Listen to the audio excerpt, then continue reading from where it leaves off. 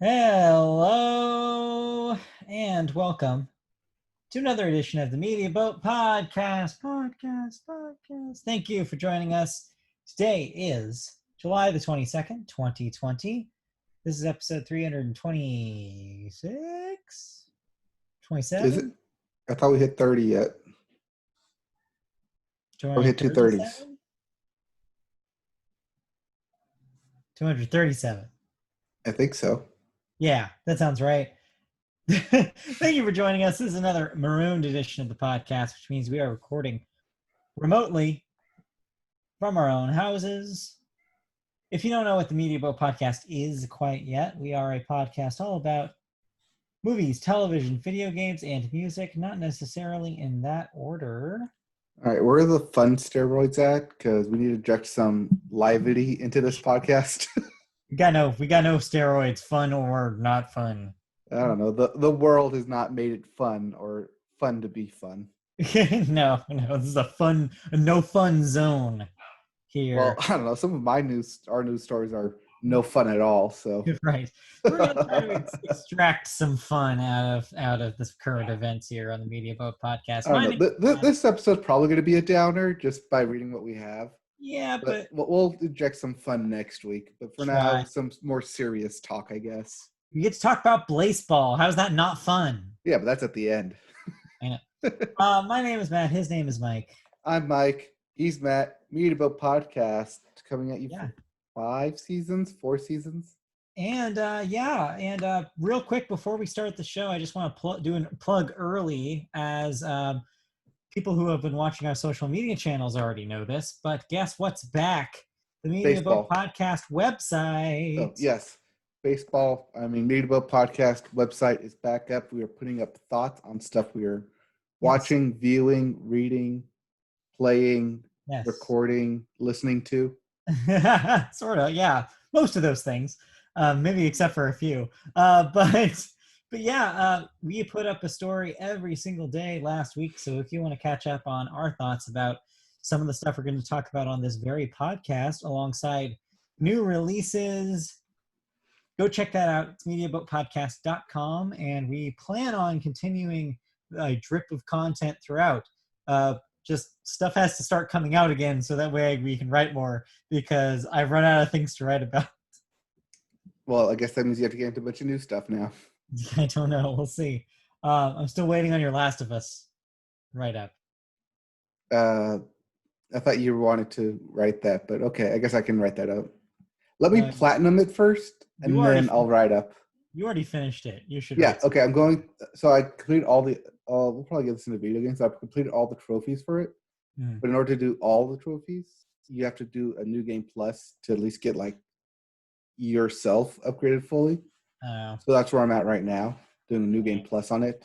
So when I get about halfway through with that and get the platinum, then I'll have the full review on it. Okay. Well, looking forward to that. Well, because it'll help me play through the story again. Yeah. MediaBoatPodcast.com is where you can see all of that. But for now, let's start with podcast proper. We always start with movies, and we're going straight into movie news. Because no box office. There's still no movies out in a theater that you care about, that is. Unless you want to see Astro Dog and Space Cat. Nothing out there. Ghost Unless town. you want to do drive-in movie theater with 80s movies playing. If you want, that's there for you. But in the meantime, we have movie news. We have a double hit from Warner Brothers this week. They've been in the news for a couple of reasons. First up, they have finally gotten back to the process of making movies, sort of, but with caveats. Studios created an anonymous reporting mechanism in Europe so that cast and crew can alert senior managers if they witness colleagues breaking COVID-19 safety protocols during production. Both Fantastic Beasts and The Batman, movies we already knew about, that we knew were in production, are getting back to production in the UK and have introduced this reporting tool as a way to encourage best practices on set. Kevin Trahey, who sits on a Warner Media Production Restart task force, stated that the company is taking time to listen to crew and has hired safety consultants to assuage concerns. He added that Warner Brothers has become our own strictest police force, unquote, in terms of coronavirus safety protocols, going over and above UK industry guidelines, including those drawn up by the British Film Commission. Now, this is obviously going on at the Pinewood Studios, where Warner Brothers has a really fantastic relationship with them. But hey, I mean, good on them. I mean, some good news, I guess, that their own guidelines are put in place. And that in an honest tip line, for those who fear facing backlash and possibly out of work, have a way of communicating such. Yeah, I mean, I certainly hope it works, and I certainly hope people remain safe if they're going to be making these movies. But yeah, I mean, ultimately, I guess, like, to see the ball rolling back again on at least a couple of their big tentpole releases is heartening for at least something to be out later this year. Well, I don't know about Fantastic Beasts being out later this year. Yeah. Because that is a very VFX heavy production. I would assume so is Batman, because this is not a Nolan Batman. No, this is a Matt Reeves Batman. This is a Robert Pattinson. Yes, Robert Pattinson, our own. I don't know. This is hard for me to get excited about because these are two movies I don't really care about. So yes, but at the same time, this is Warner Brothers properties taking initial steps, which is something to be happy about. Yeah, I guess. Interesting note about the Fantastic Beasts, though. This will be the first one since J.K. Rowling's implosion on social media that's been happening kind of slow motion the last couple months or years, really. So it'd be interesting to see the audience reaction to a Harry Potter film after all of this has happened. Well, I think they should just, yes, that is going to be interesting. It's going to be quite to see if by the time we do get there, people will have either forgotten about it or ended up not caring as much. I don't know. JK has been doing a pretty good job of making people not forget it as often as possible. So we'll see. We'll certainly see whenever the hell that movie comes out.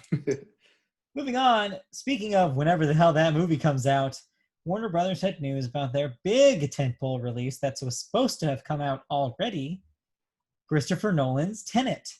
Hey, great segue. Speaking of that Batman. Right.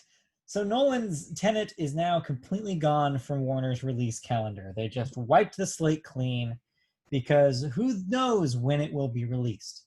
The film, of course, was originally scheduled for July 17th, pushed back to July 31st, pushed back to August 12th, and now removed altogether. Like it never existed. Yeah, as if it never happened. It's unclear when it will welcome audiences at all, when theaters will be safe enough to open with Tenet inside it. But the studio expects to announce a new release date imminently, so we'll hear soon enough when they're planning. Warner Brothers may release Tenet overseas before it opens in the United States due to protocols differing over different countries. Though North America remains the biggest movie-going market in the world, international cinemas look to be ahead of the States in their efforts to reopen after COVID-19. And as we've talked about on this podcast, not necessarily on a weekly basis, but the international market does take up a big chunk of a film's box office revenue. Yeah. But here's the catches. There's a couple of catches, though, that go with this.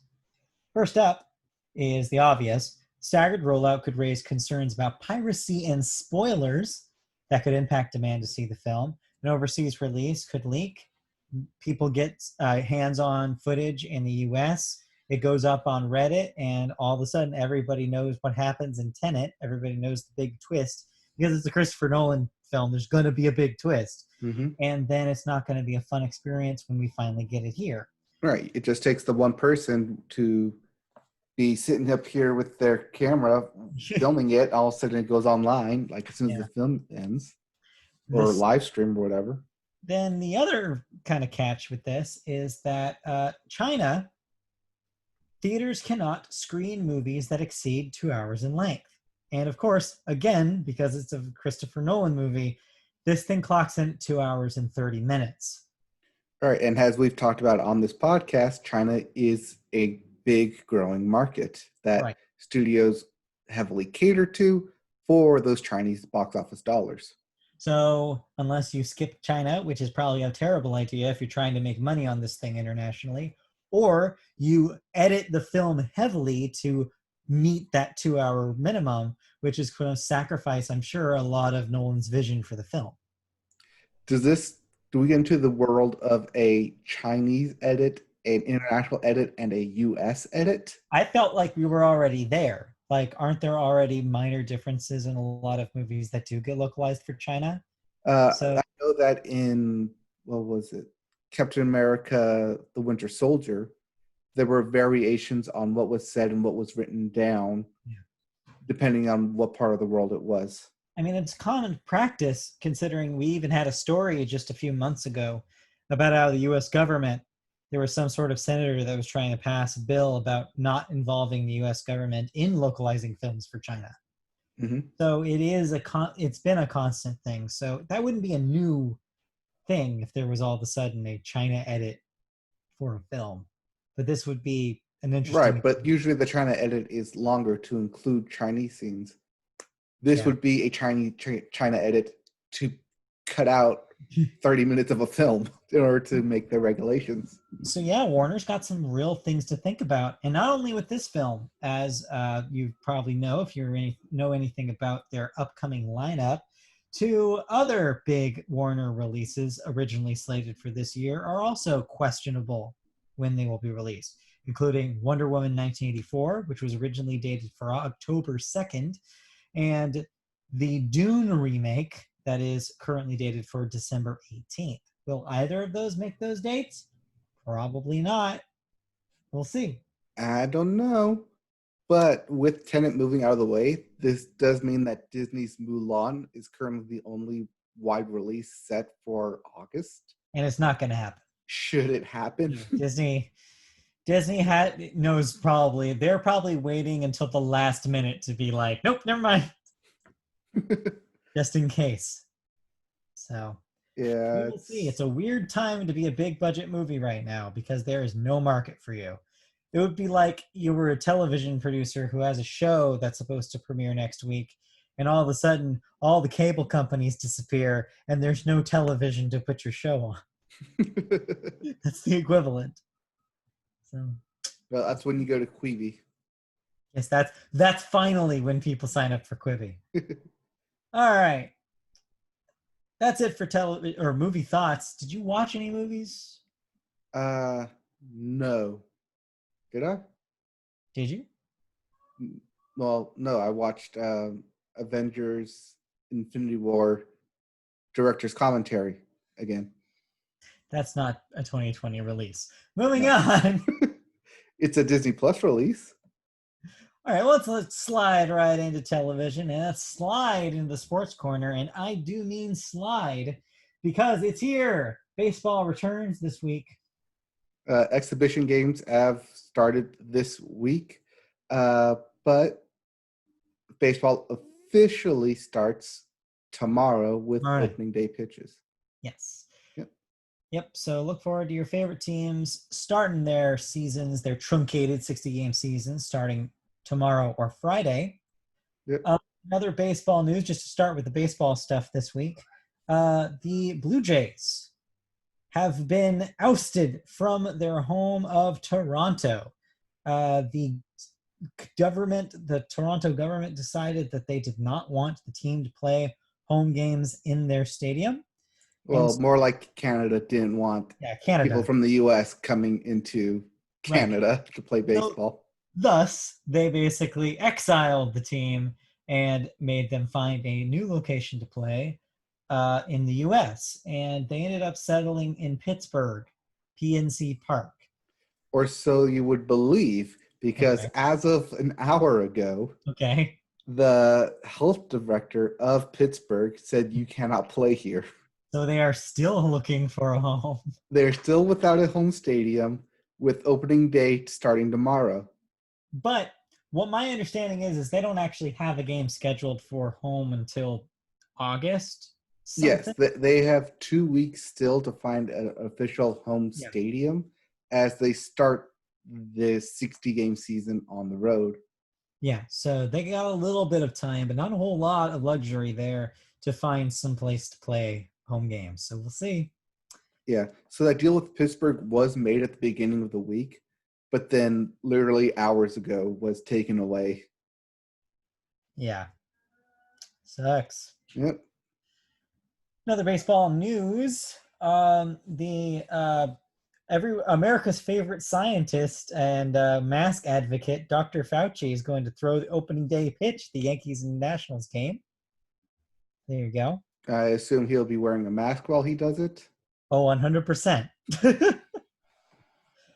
And Mookie Betts has signed a 12-year, $350 million deal with the Dodgers. So he's not going anywhere anytime soon. I know, it's amazing, especially since they acquired him in February of this year, and he's yet to play an official game as a Dodger.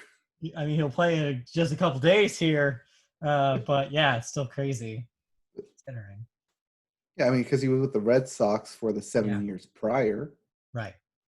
And then, he was the American League MVP last year, 2019? Yeah. I think so. Or was it 2018? Either 2018 or 2019, but the Dodgers acquired him this year in a 3-player trade. And then I guess they like him so much from the spring training that they're just going to sign him for 12 years. Put a $350 million ring on him. That's how much they liked him. Well, hopefully he returns the favor with a World Series ring or multiple. We'll see. I mean, this one's going to have an asterisk on it anyways. Like a metal asterisk coming off of the ring. Speaking of the Astros, they were... they had their first exhibition preseason game, and only 3 of their players were hit with balls. Yeah, only 3. Only 3. Only 3. Just the 3 you would expect. What do you know? It's like we all saw that coming. Hey, but they didn't. Oh no, they saw it coming. That's why they probably turned their back and you just eat the pitch like, okay, yeah, you always do the cover. Yeah, because you got a 90-mile-an-hour fastball just coming right at you. Yeah, looking forward to seeing these actual for reals Astros games when the season starts proper. Mm-hmm. We'll see. All right, let's move out of baseball and talk a little bit about sports entertainment with WWE. What is the horror show? So WWE does Extreme Rules every year. The most extreme. But most extreme, where they kind of like do these insane rules, extreme and outlandish. Like this year was eye for an eye rule, a table rule, a no holds bar rule, and a swamp match. Was it an actual swamp or a set made to look like a swamp? No, it was an actual swamp in Florida. Okay. That they drove out to and just did a whole staged event for it. Dropped them off and let them wrestle for a little bit. Picked them back up. It's hilarious. It's WWE. It would definitely try to go extreme, but given that it was in the WWE Performance Center, they were again limited with what they could do. So, why is this news? Oh, because this sets up SummerSlam coming in August. Okay, all right. Which is the real news. Got it. Okay, so SummerSlam is coming up. Yep. Currently, that will still be in the Performance Center, but who knows? Who knows what state Florida will be in? Probably not a good state. I mean, it is Florida. All right. The All-Star Race. What is this? Is this NASCAR. Okay. This was last week, last Wednesday, as we were talking about it while the race was running. And Chase Elliott won that one. Yeah, no surprise there, as the guy with the fastest car the past 3 weeks ends up winning a race among the fastest cars. I mean, yeah. I mean, fast cars win races. That's my understanding about how this works. Yeah. What else? Basketball is still scheduled to premiere by the end of the month here. Mm-hmm. And good news coming out of Orlando, the first good news coming out of Orlando in a while since the bubble started, is that 0 out of the 356 NBA players tested positive for COVID-19, which means the bubble is pure, at least for now. Yes, the bubble is working. They have proven that this concept can work as long as the players themselves adhere to their rules. And they don't exit the they bubble. Have 0 positive cases.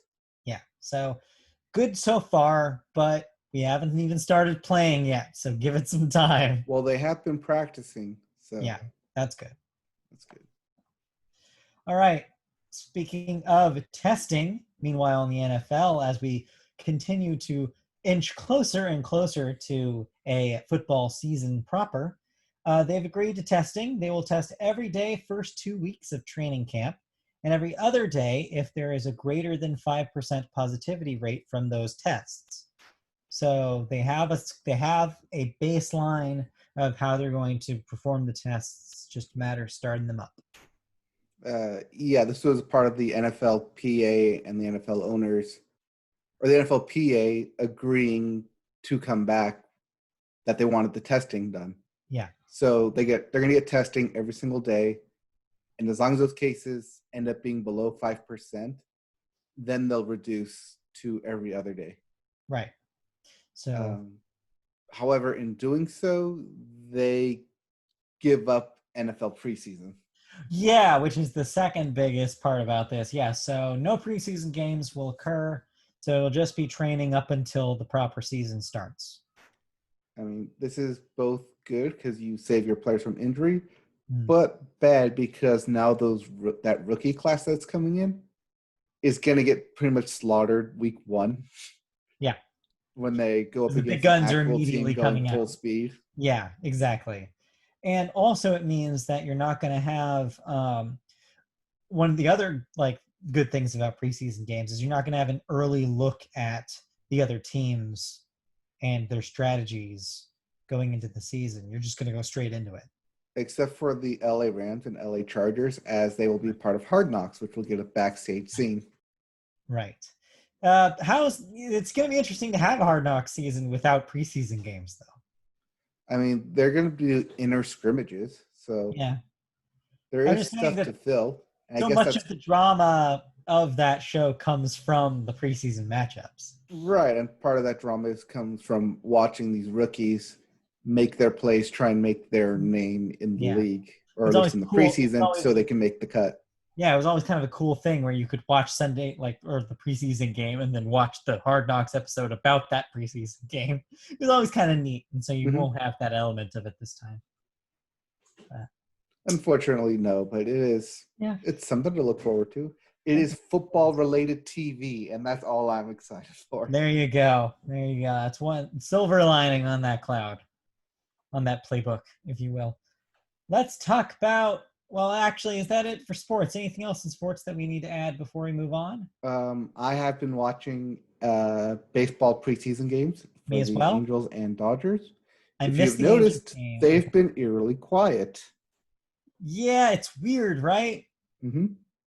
So, yeah. I don't think you had this in your notes, and I don't think this is for the local broadcast, but I think at least for ESPN, they will pump in crowd noise. Yeah. Using game crowd noises from MLB The Show. So, yeah, I witnessed some of this. I watched a game on ESPN on Monday night. Yeah. And it was interesting. It was definitely. I remember I texted you at one point the craziest thing, which is it's so quiet in there that at one point I heard a plane fly over the stadium. Yeah, I saw that was a normal thing people were tweeting at during preseason games. So I didn't. Also, in some stadiums, like the Dodgers, if you want to spend the money, you can put a cardboard cutout of you in the stands. They had that in New York as well. Yeah, with that Mets game. I think a third of the facilities are allowing you to do that. Yeah, it's very pricey though. You're looking at $1,000 or more to do that. But you keep the cutout when they're done with it. I mean, that's kind of nice. You just have it. Just put it on your wall like one of those What are those fat heads? What are those called? Yeah, they're called fatheads. Okay, just I thought I was making that up for a second. No, but I did see some big cutouts of little kids, and a Yeah, baby was one of them, one of my favorite along with ones. a bunch of celebrities. Yeah, and one of my favorite ones I was when I was watching was just a kid just eating a giant hot dog, just chomping into it. Like that's the picture that they wanted. Anyway, Well, not just that, but that's the picture that it's the Dodgers, right? that Or was the Mets Yankees. game I was watching, but Yeah, yeah, that's the I'm picture sure there are that variants. they decided to print out and place there. Yeah, Because they have the option to say no, you can't use this photo. yeah, but that one was cool, I guess. Like, yeah, hot dog. Why not? Yeah. So yeah, like it's gonna be a surreal thing to watch these games if the summer camp games are any indication.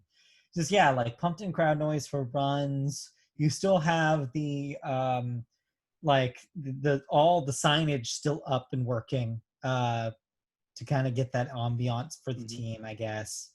The organists are still there playing, Yeah, even though there's no crowd to play there's still to. music cues for walk-ups. There's Yep. still like it's bizarre. It's just such a weird thing to watch.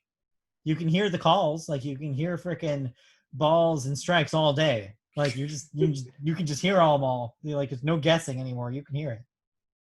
It's crazy. So yeah, we'll have more feedback next week as real games start going down. Yeah, Sure, actual baseball. actual baseball to report on.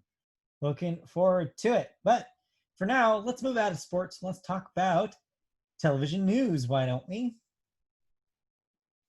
Our first up story is about Elizabeth Moss. The actress? I Or I guess guess so. actor. They are all actors, not Everybody's an actresses. actor. Well, Elizabeth Moss has inked a joint first look deal with Hulu and Fox 21 television studios.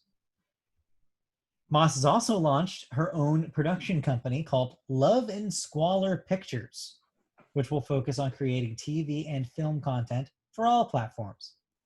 As part of that deal, Moss is developing an anthology titled Black Match for Hulu, in which she will star.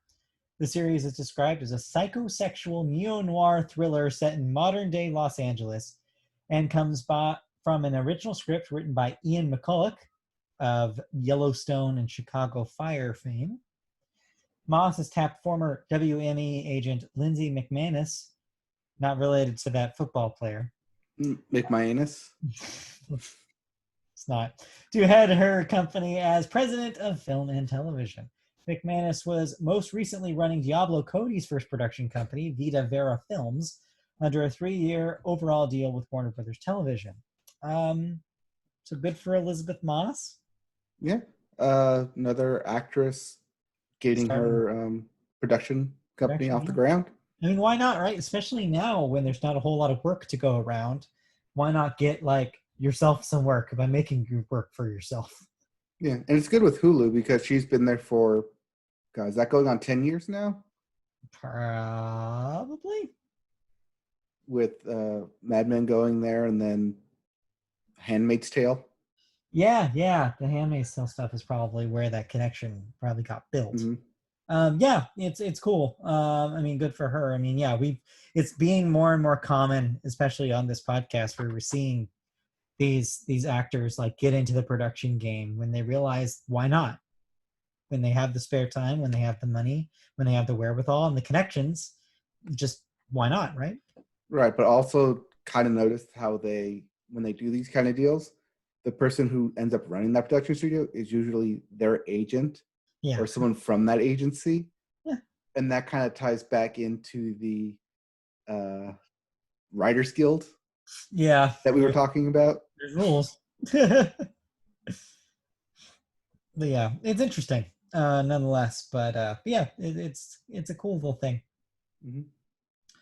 All right, let's move into our second story, which is a little bit of bits for you. Bits related to things ending as opposed to continuing. All right, so what are we no longer worried about?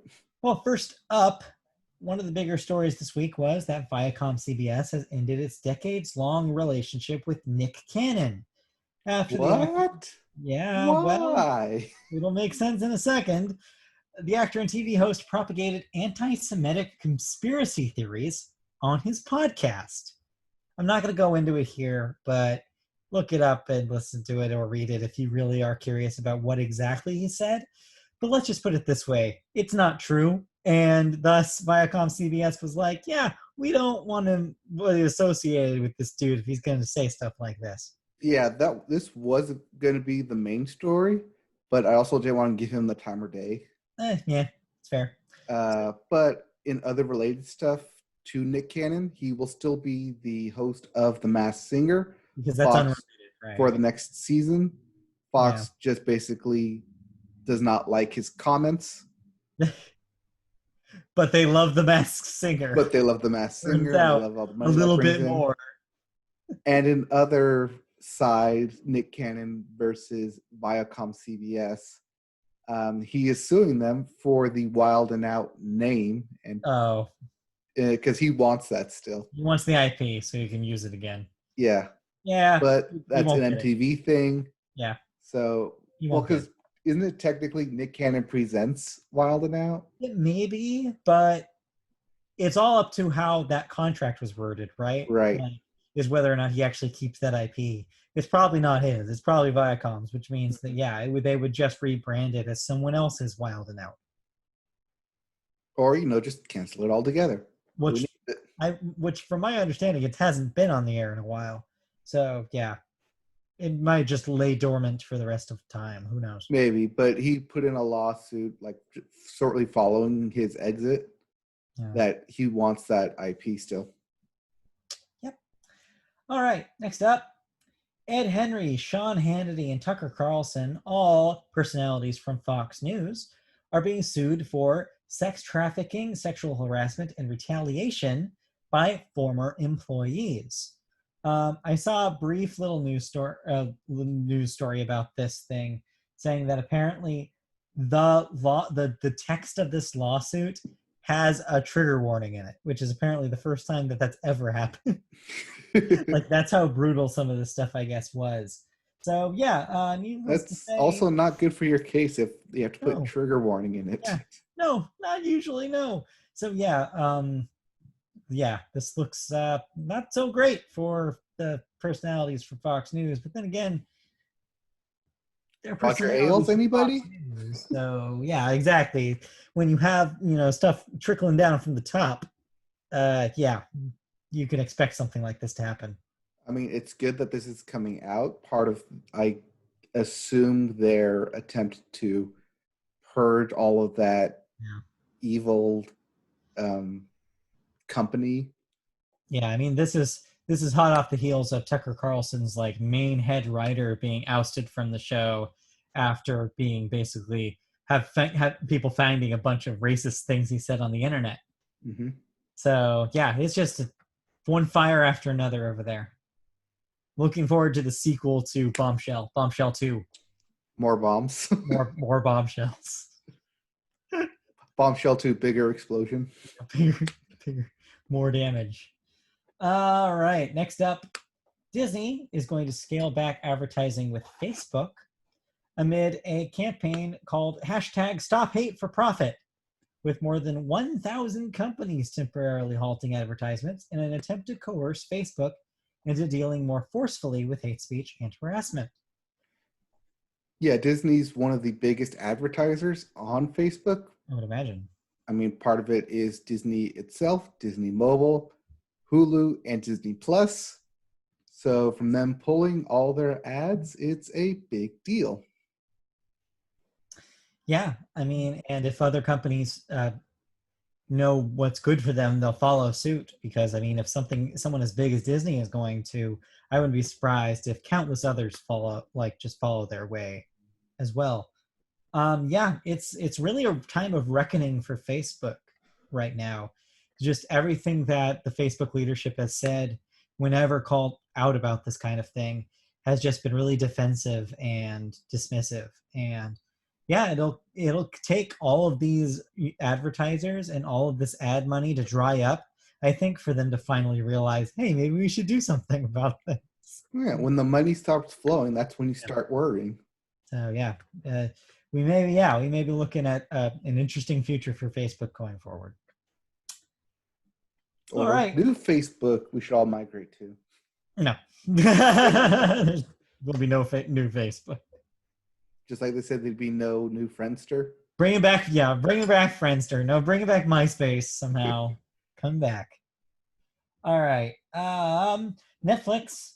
Lastly, in the bits here, Netflix has canceled filming on its latest Turkish original, If Only, amid pressure from local authorities to remove a gay character from the series. So good on Netflix, I guess, for sticking to their guns, sticking to the content of the show, and basically being like, well, no, like, you can't tell us what not to do. Like trying to sideshow run us. Yeah. So, yeah. Also, worrisome about the Turkish government, huh? Haven't we always been worried about the Turkish government? Don't ask me. Big shrug. I don't know. So yeah, those are the bits. All right. Well, thanks for putting us down there, Matt. Hey, that's not my fault. You wrote all of that. All right. Or you copied and pasted most of it, I'm sure. All right. Let's talk about things we watched on television this week. You watched quite a bit of television this week, it looks like. Yeah, quite a bit, you could say. Yeah. Let's start with last Thursday, because I'm not sure if you watched this too, but 30 Rock had a one-time special called 30 Rock, a one-time special. So yeah, we had reported on this. This was kind of a dual purpose thing. It was both a special that brought back a lot of the cast from 30 Rock, and then also their upfronts. So I missed this. I'd forgotten that it was airing, and then was going to watch it, then just haven't had a chance. So that's okay. It was on Peacock the next day. Oh, I bet it was. So how was this thing? How did it end up? It was one big NBC ad from 8 o'clock to 9 o'clock. It was nothing but NBC content. We knew all the brands, but we knew that going into it. It was just amazing that because it was advertised as no ads, but continuously showed ads for all their current content and upcoming content. Yeah. And it was kind of a cool way to back end with 30 Rock, because that is a TV production television show. Right. And the whole basis of it was, hey, remember how much we loved TV and how we should get back into TV? It's kind of the basic premise of it. Yeah. At the same time, like showing up, like showcasing what should we have for new TV. But the new stuff they showed, kind of hit and miss. Yeah. Because it kind of felt like a lot of it was incomplete. Yeah. I'll assume due to the shutdown. So 100%. graphics and stuff were like headlining everything, and not a whole lot of content was actually shown. Like even the upcoming, what was it? The Kenan Thompson upcoming sitcom was basically a FaceTime call. Yeah. And that felt weird, but it was like, hey, here's our two main characters doing a comedy bit. Yeah. It's basically, it's like, I would imagine there's only so much that they had. But that's not like what you're kind of paying for.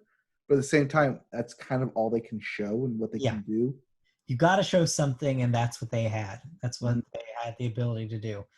It's a weird time. It's a weird time for television production, and a lot of stuff has been paused.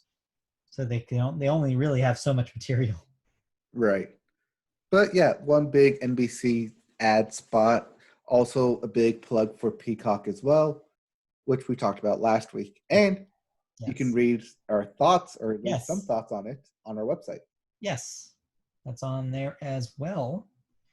So how was the actual 30 Rock stuff? Like, was there like some funny bits in there? Did they like even try to like have some sort of like loose story to connect all the bits, or was there really just like, let's just have Tina Fey and Alec Baldwin go at it and then introduce a clip?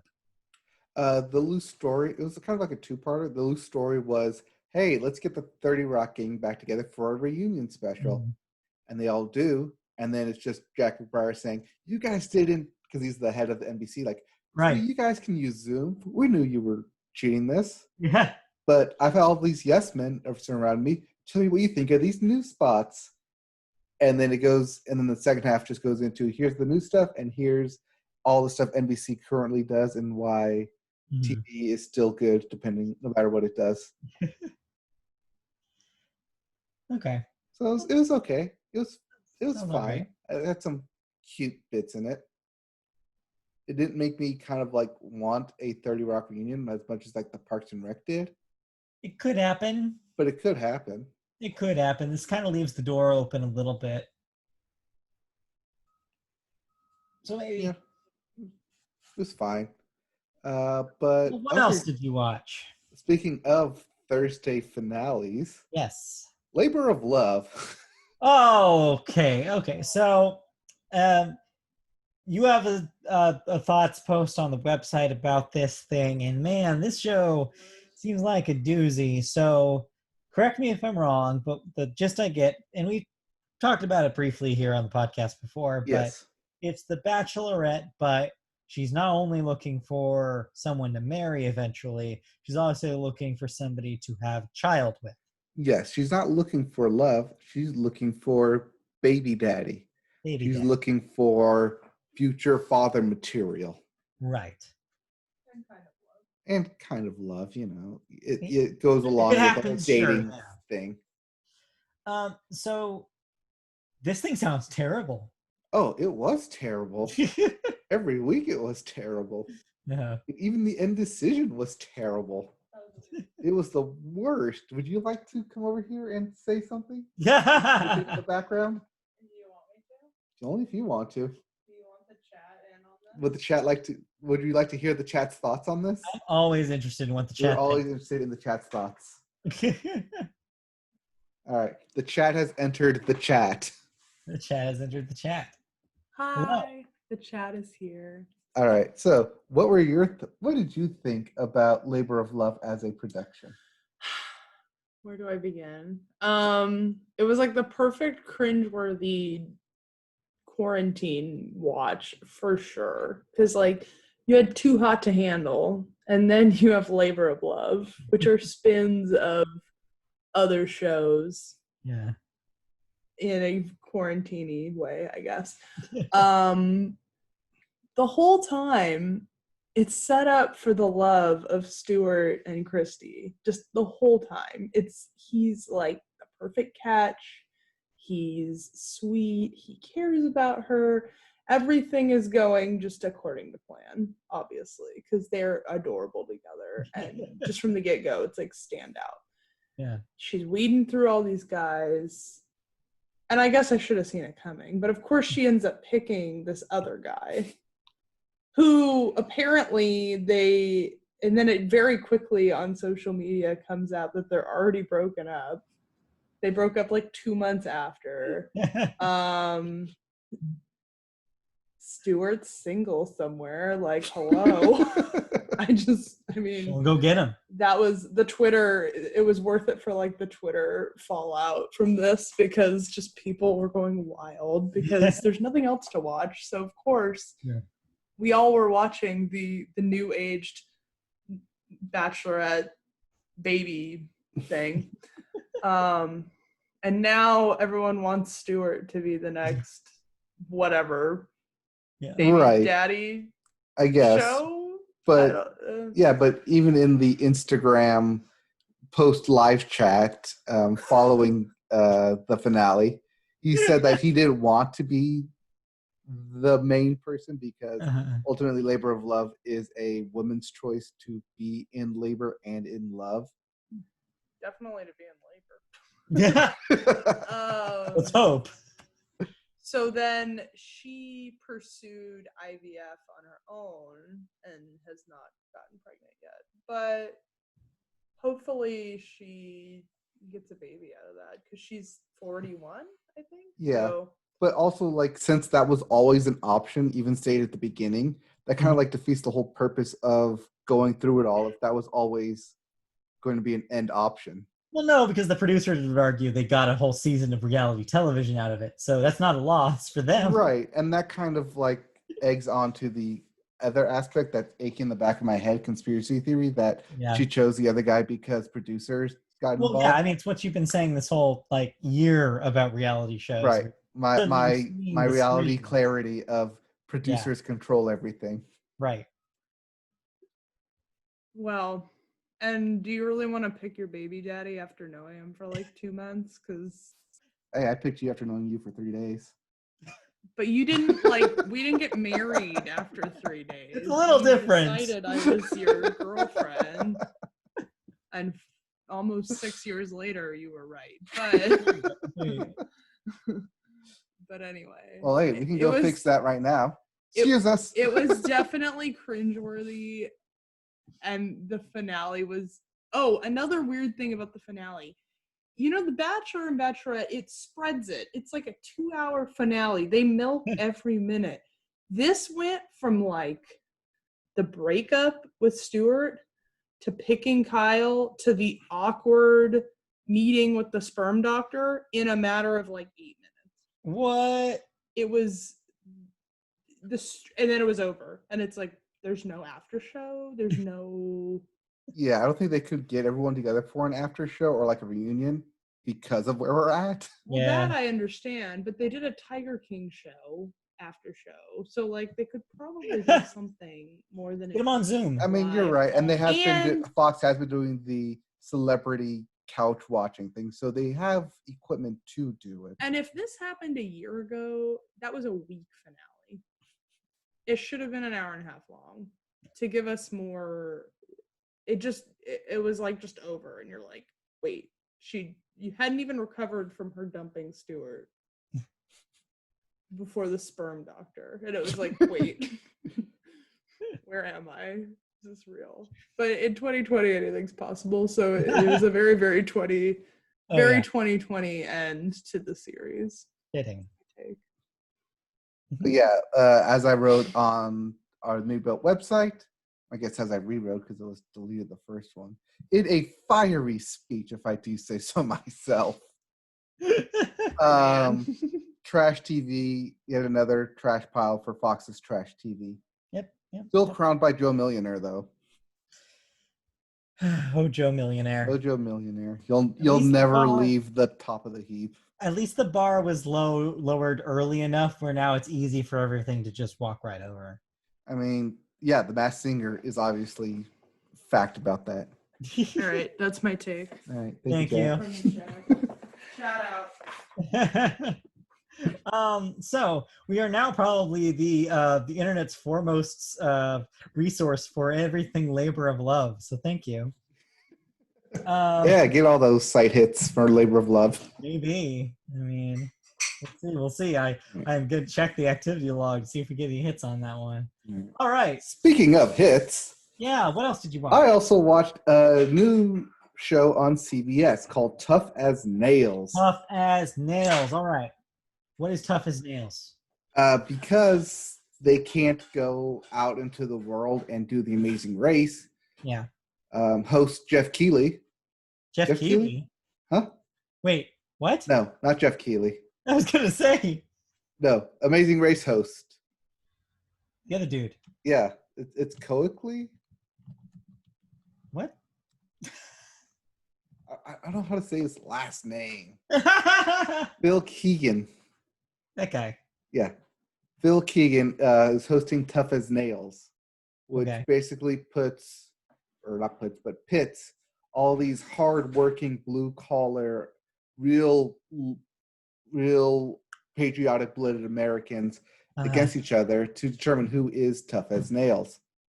Okay. Unlike other reality competitions, everyone that's a part of this show is in it until the end of the season. And they're split into 2 teams. But at the end of each one, the losing team has to choose 2 people to go up against each other in a clocked out type of head-to-head game, where if you're clocked out, you're not eligible to win the grand prize. But you still continue on as a team to win the team prize. Got it. which is split up $100,000. And I think the grand prize is for single individual is $1 million or $500,000. Okay. But they have them do various hard labor tasks, Yeah. like lugging concrete, hammering nails into a railroad station, building a concrete wall, and then having it judged on how perfect it is. And so it's all these like manly, muscular, that you would think masculine type jobs. Mm-hmm. But the women in the show are kicking everyone's ass. And that's hilarious. Yeah. Oh yeah, I bet. It's great to see. It's also very different from a lot of other competitions out there because teamwork, because they do two tasks, the teamwork task and the individual tasks. And watch them do the teamwork task is fascinating, especially doing all these jobs that you normally wouldn't see in a either reality competition or something that like, what was it called? The Dirty Jobs show. Right. So it's real fascinating, especially on primetime CBS. Yeah. I'll keep watching it every now and then, but I'm fascinated, or at least intrigued. So if you like watching really strong people do stuff that only really strong people can do, I mean, this sounds like a show for you. Or if you want to watch stuff like, hey, I could do that, and then everyone complains about it, it's like, oh, maybe I can't do that. Maybe I can't do that. All right. And then now for something that's the polar opposite of watching really strong people do really strong things, let's watch some people play The Sims on their computer. So I accidentally watched the show. See, I actually had heard that. I knew that this was happening, and I thought it was a unique idea. And so when I saw this on here, I was like, oh, you must have seen this too. But no, apparently not.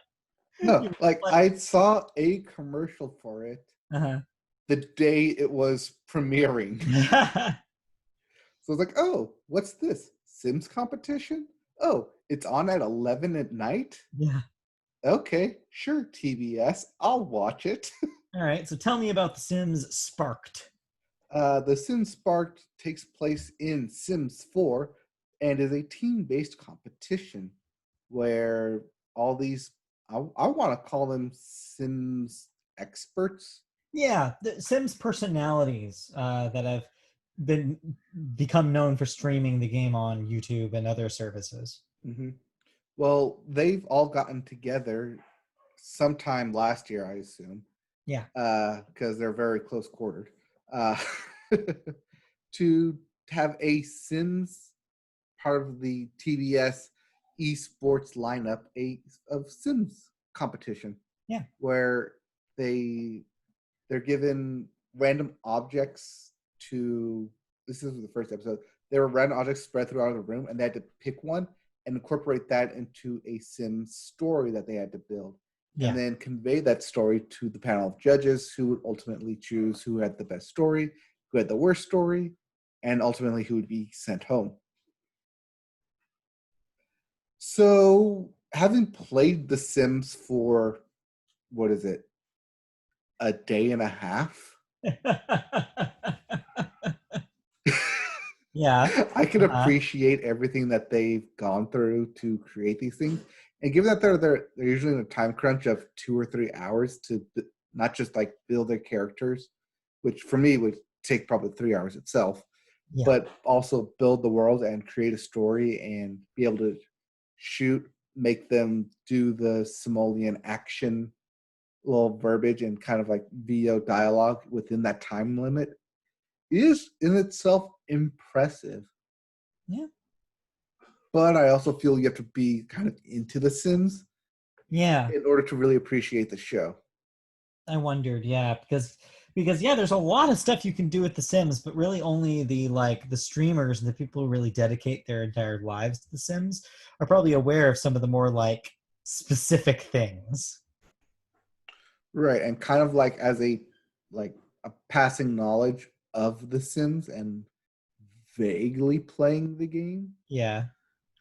I think it feels like they jump them into open world playthrough scenario and kind of just set it up to go rather Yeah. than do like a career mode like I was doing. I assume career mode. Right. I mean, it makes sense for a reality show to just have these challenges instead of these longer, long form things. Mm-hmm. But yeah, it seems like a neat concept. I mean, it goes to show you that esports content can be made from from games that are not necessarily competitive. It makes me imagine like you could do something like this for Animal Crossing, for example. Yeah, I could see that too. Be pretty cool. But yeah, so you think there's promise here in the setup? Do you think that you would continue watching this, or is it just too deep in the Sims weeds for you? I think if the teams told better stories, Mm-hmm. because like the first episode they were just like literally thrown together. Yeah. Now you have to meld with your team to create a story. There's no like getting to know the other person, getting to know how they work together, like their strengths, their weaknesses. It's pretty much get up and go, and that does hinder it. Yeah. But at the same time, that's kind of where most reality competitions kind of start. I mean, that depends, but it would be like if you had instead of Lego Masters where the teams already came built, is if you had a bunch of people and then they had to form teams on day one. Yeah, it's kind of It'd be like like that. Yeah. It's interesting though. I mean, I might check this out just because I'm curious on how you would present The Sims in a show like this. So it seems neat. Yeah. Everyone on there seems very creative, and I'll give them that much. That's cool.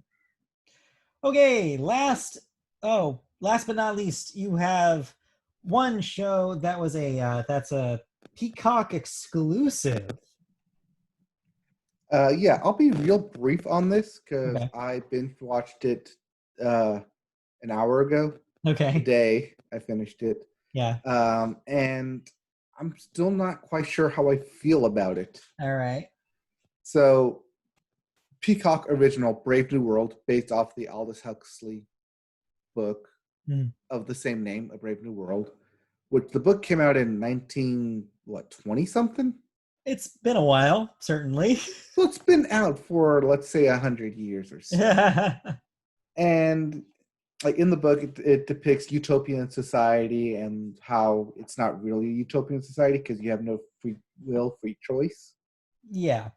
Those ideas are explored in here, but because the show depicts such a utopian society that we as a society now are nowhere near that, it's kind of hard to kind of make that correlation like the book I assume was making, where this is what could happen. This is how people should feel. Free will is a choice. Yeah. People need to experience things in order to not be mundane or controlled.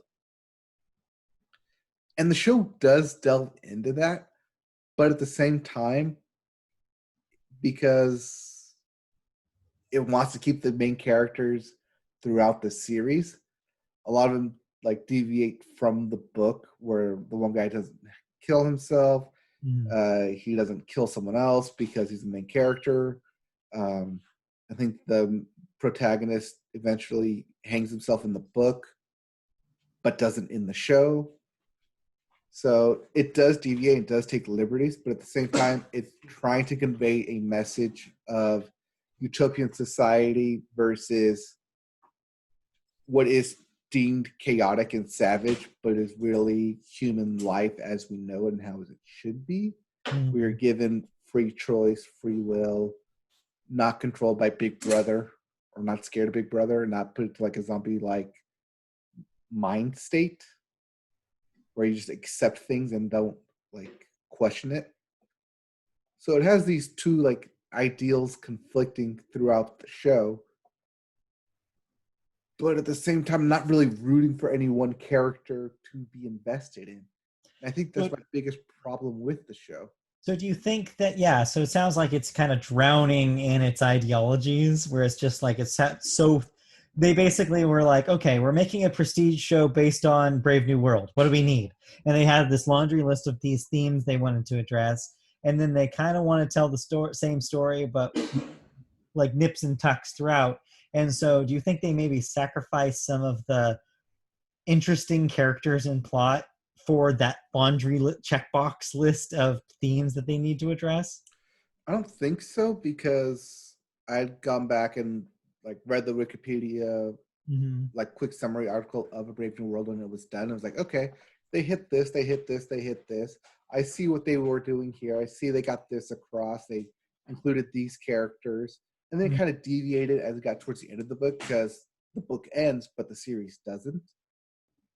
And it at the end, it kind of it switched from being a show about free choice and making that free choice to being a show about an uprising and basically causing chaos in order to be your own person and how you shouldn't treat people in a very heavily classed society, which is where it seemed to be going, but then never fully went there until the very last episode.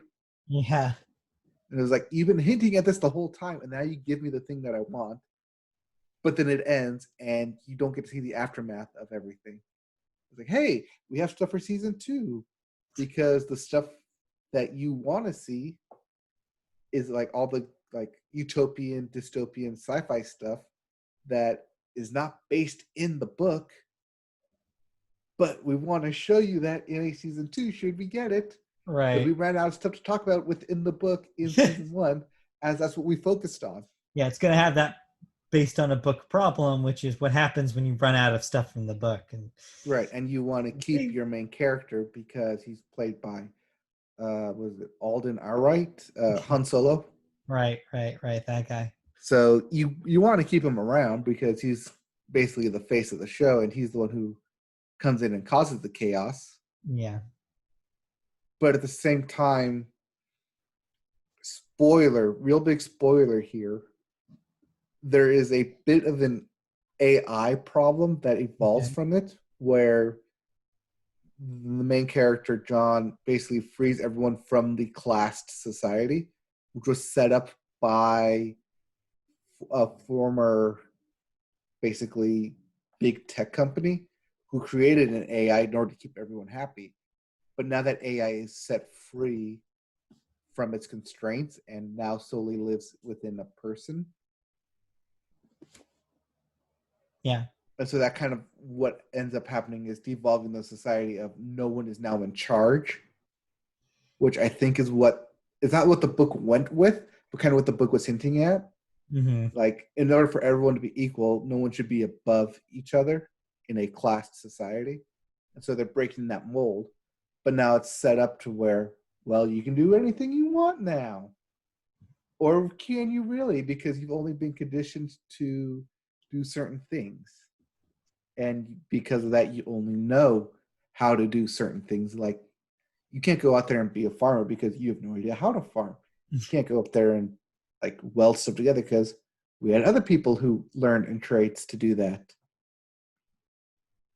But like when those people like rise up because they feel like they've been treated unfairly, where does that go?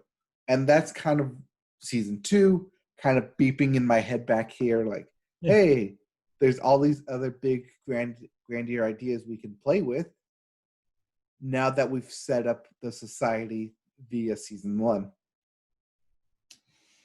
Well, that seems like a lot. Oh, if you thought that was a lot, there's a lot more sex and orgy stuff in this thing than probably Game of Thrones. Well, there you have it. If you want sex and orgy stuff and naked people throwing yourself around, I got you. Brave New World's for you. Otherwise, it's filled with a lot of these high concept, big ideas that loves to play with, but may fall short for certain viewers. Okay. Or may not connect one-on-one. I mean, the thing that we can say about all these Peacock shows is, hey, it's free for 7 days. I understand that the original content is under the premium umbrella. So if you want to try this out, you can sign up for the free trial and not have to pay the $5. So there you go. Right. And I binged it in a day. So yeah. Episodes at 40 minutes each. So it's possible. Possible. All right. Well, anything else in TV before we move on to the flip side of the show here, side B? Did we say baseball is back? Because baseball's back. Baseball a lot in sports. We'll be talking about it next week. All right. We covered it. All right. Let's talk about music then. I hand this over, or actually before music, cancellations and renewals real quick. We got to get those done. Yes, actual cancellations. We'll go by real quick.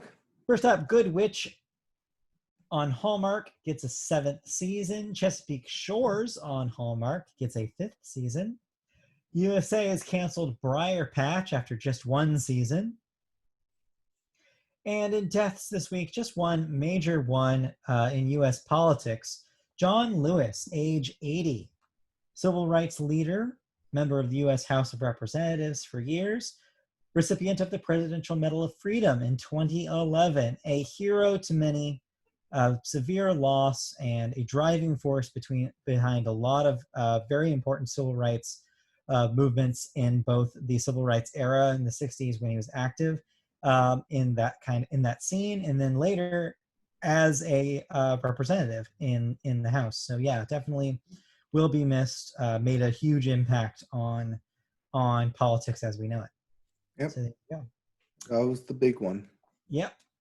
Let's move to music now. Take it to music. I hand this over to you. Let's talk about Billboard. All right. We always start Billboard with your singles chart, your Hot 100. Yep. And the hottest song out there Woo. is still continuing to be the hottest song out there. Yep. Rockstar by DaBaby featuring Roddy Ricch. I've never heard this. I don't know what it sounds like. I still haven't heard this song. Number 2, Come and Go by Juice WRLD and Marshmello.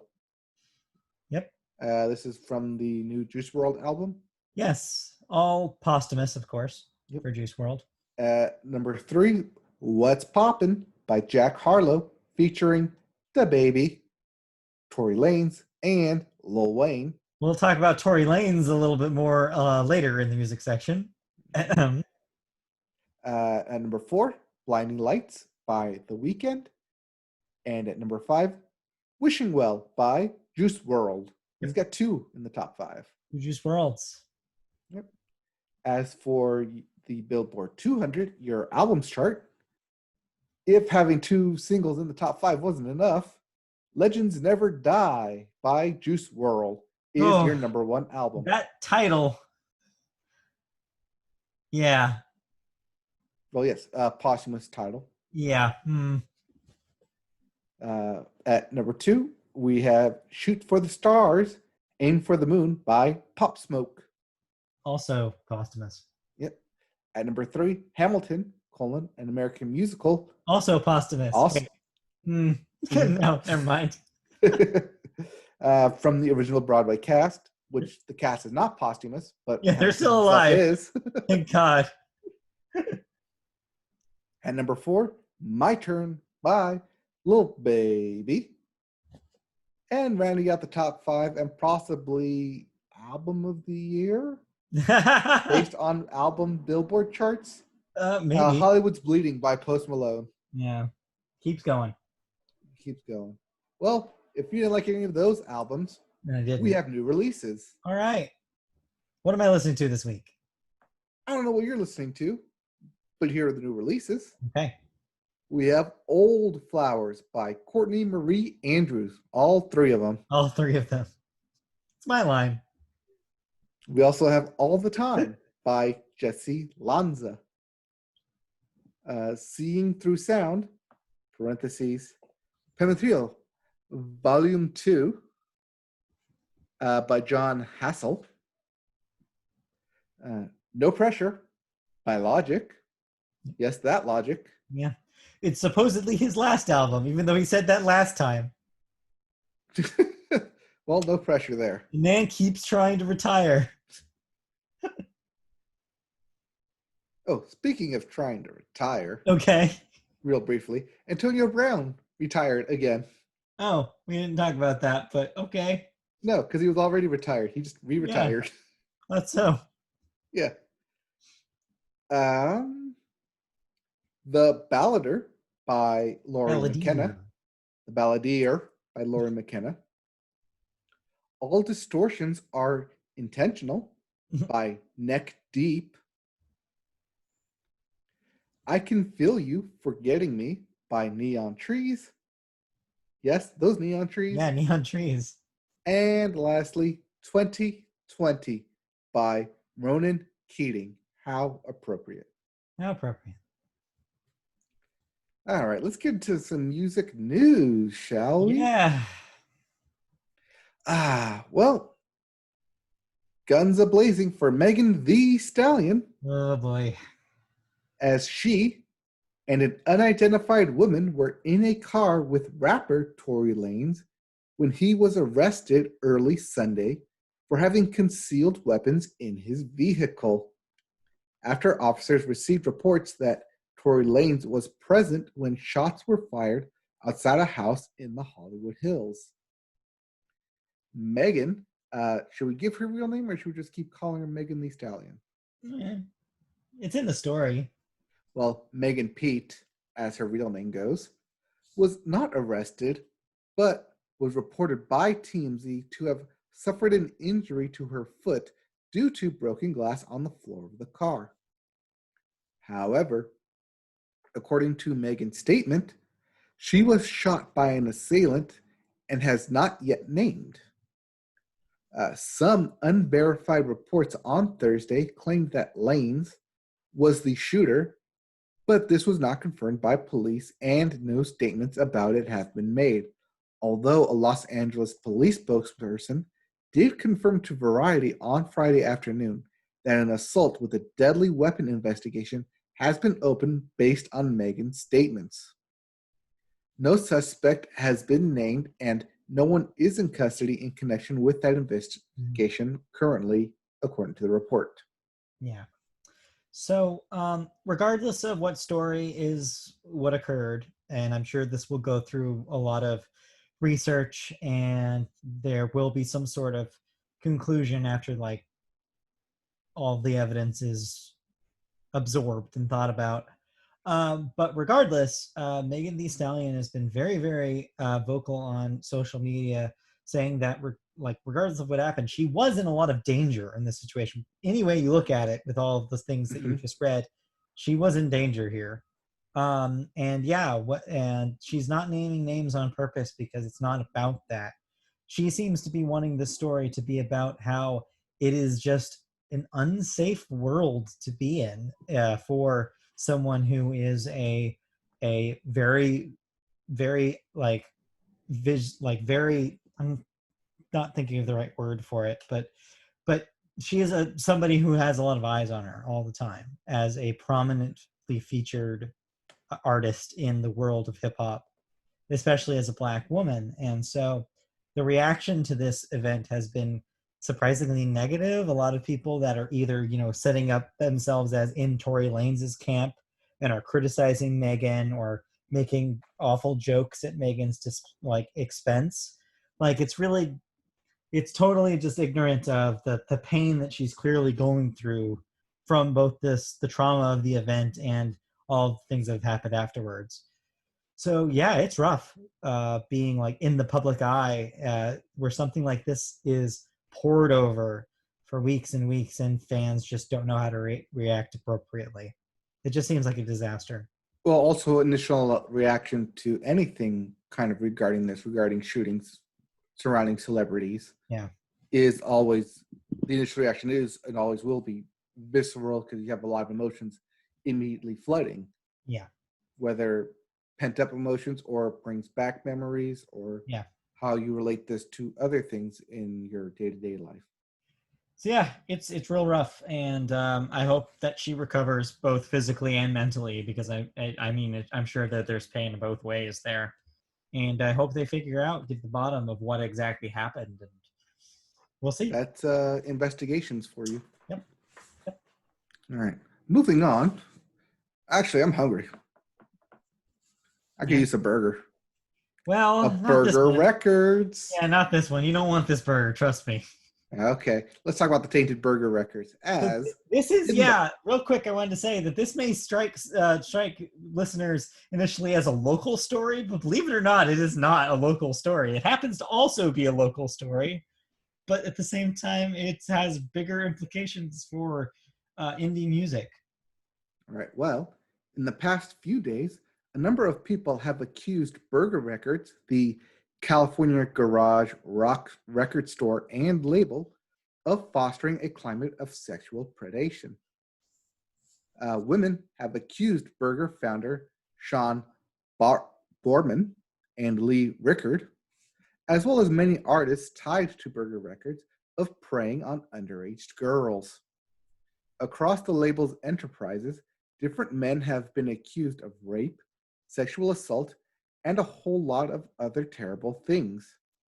Yesterday, Burger Records announced that it would attempt to undergo, quote, major structural changes, a process that includes changing the name of the label to BRGR Rex and launching an all-women imprint called Burger Girl.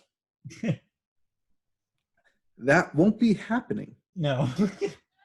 Instead, Burger Records is shutting down completely. Yeah. Reached by Pitchfork, Borman wrote, quote, "We decided to fold the label, confirming that the Burger Rex rebranding would not happen." When asked for further comment, Borman sent a video of Porky Pig saying, "Ebony, ebony, ebony, that's all, folks." Yeah. Borman also said what Burger Records would remove all of its releases from streaming platforms, a process that has already begun. He further claims that the artists who recorded for Burger own their music, so they will be able to redistribute those records themselves. The Burger Records social media pages have all gone dark, and thus the end of Burger Records. So yeah, just a listener note. So we both attended Cal State University Fullerton, and Burger Records shop and headquarters is actually down the street from the school. I tried to intern there once. Yeah, it's a local institution. It was like a place to get records near the college. Like it was a community hotspot in a lot of ways. And it was a label that I had listened to off and on certain artists from over the years. And the thing that was unique about them, and actually the only good news to come out of this whole story, is that they never actually signed their artists. There was no contract up front. How basically Burger worked is that they would manufacture cassettes for you. That was the kind of their specialty, was cassettes instead of records. And you basically would just like sign, like you would work with them to like finance that part of it, but there was no contract. So that means that, yes, as you said at the end of the story here, is that the artists still own their music. So even though Burger is doing their due diligence and removing all their Burger labeled artists and music from the streaming services, that artist then can just take their own like copy and basically upload that themselves as a self-released release now.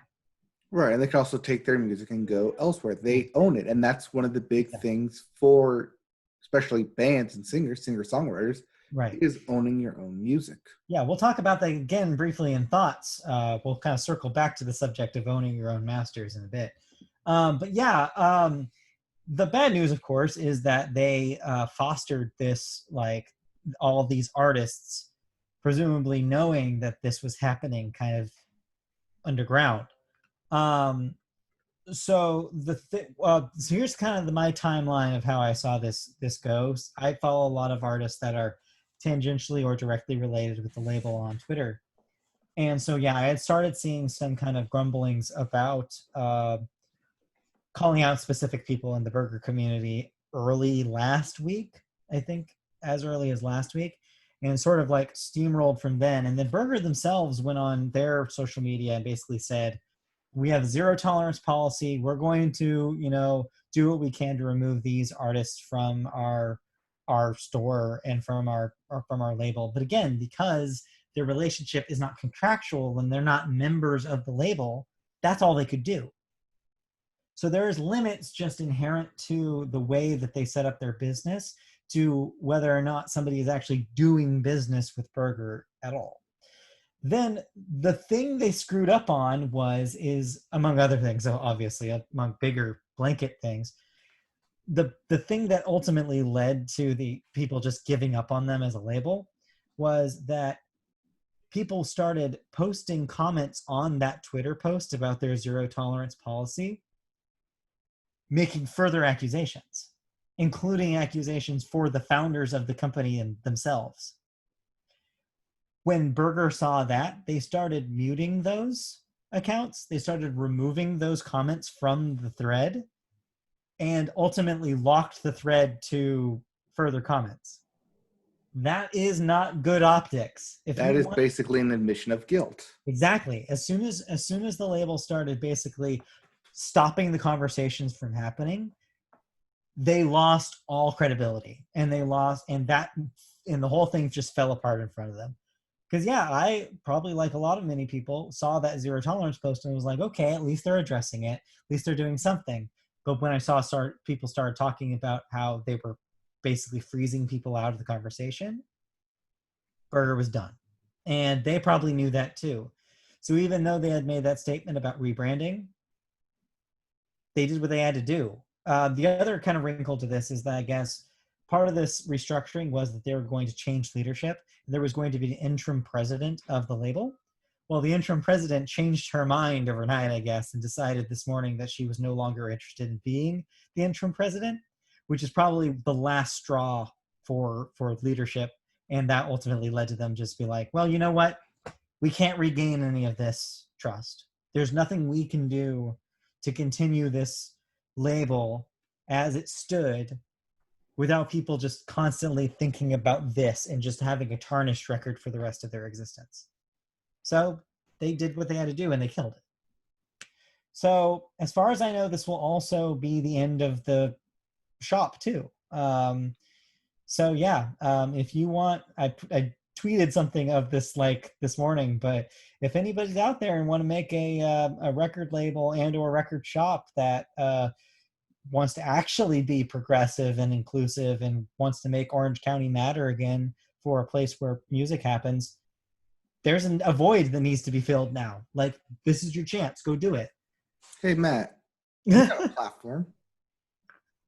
Would you like to be a record label producer? If people want to figure it out, this is the chance. This is the chance. I'm maybe thinking in the back of my mind, maybe stuff I can do. Of course, I don't want it to be somebody who looks like me, though. What I'm saying is I think that if you're a marginalized person, this is your chance, because those are the voices that I think that are going to be the ones that are going to be the future of this industry. And if any place needs it, it's Orange County right now. So go forth, make music. Don't let this discourage you. It's not all bad straight white people ruining the frickin' industry. There's an opportunity here to make music that and this is a chance. All right, new progressive record label name. Go. Well, I mean, we'll talk post-pod about something. But, all right. But yeah, I'm just planting the seed in people's heads. Like, this may be the end of a, quote, institution, but you know what? Institutions are dumb, and new beginnings can happen and be even better than things that were before. So go forth and make music is what I'm saying. Pardon the phrase, but it's a brave new world. Oh, no, no. We don't want to end up like that. Anyway, this is the stuff that prevents that from happening. Anyway. All right. Let's move on. Let's move on to music thoughts then. Yes. All right. Would you like to talk about the Illuminatis first? Yes, I'd like to talk about the Illuminati. So 666, the 555, lizard people, 8718. Everybody's the lizard people are running the government. No, you're asking me if I want to talk about the Illuminati Hotties. It's different. Yes. Are they as haughty as the Illuminati? Real quick. So Illuminati Hotties is a band I've been following for a few years now. This is their second release that almost didn't happen. So you know how we had talked about the subject of artists holding their masters. This has come up a few times, most prominently with Taylor Swift and Scooter Braun's purchase of Big Machine Records, and how she doesn't basically have access to original catalog because of that. Yes. So this is not just a thing that the major labels have to deal with. Like, even small indie labels, a lot of artists in that world have been dealing with the same drama. Notably with the indie label Tiny Engines, which has been around for a little bit. venerable home for a lot of prominent indie artists. One of them being Illuminati Hotties, who put their first record out on Tiny Engines. So some Twitter drama happened last year that kind of revealed that Tiny Engines was one, doing weird contractual stuff with their artists, and two, not releasing masters when asked for artists who wanted to relocate and record elsewhere. So they basically, in a similar way to Burger, got shut down by the whole ordeal and have not basically put out any music or appeared on social media since all that drama went down, and have ostensibly disappeared. Well, that kind of leaves a lot of artists in the lurch. And so Illuminati Hotties was affected by this. They had a contract that had a 2-album deal for Tiny Engines. They had a second record ready to go, but wasn't done and they didn't feel like they wanted to release it under that label with all the drama that had happened. So they went to the negotiation table and basically said, all right, well, we'll record something which you, I guess, will still get money from. Tiny Engines will receive some sort of money, but it won't be the proper second album. And it will be self-released. So it won't be under the label, but they'll get some sort of kickback from it. And thus you get the album that they have put out under the name Free IH, This Is Not the One You've Been Waiting For. So from the top, like from the title and from the content of the songs, it's very clear here how they feel about this thing. And you would think, oh, this must be just tossed off, right? Like no effort put in. Right, which we've seen from other artists who put out an album because they're contractually obligated to put out an album. Yeah, the classic narrative is that the contractual obligation record is usually not very good. Right. This is an exception to the rule. Because I think this is even better than the first one. So the first record that they put out was kind of fun, like hooky indie rock, with like the occasional ballad, like charming, like indie stuff. This one is a little bit more adventurous. This one's a little bit more punk. It's a little bit more guitar driven. It's a little bit all over the place rhythmically. And it really benefits the Hotties here. So the lead creative of the band, Sarah Tudzen, is like a producer on the side as well. She's worked on a bunch of other records. She even interned with somebody who is now a touring producer for Imagine Dragons. So she's kind of had her foot in the production world for a while as an engineer. But then she also started the Illuminati Hotties project to be her own, like to make her own music under her own name as well.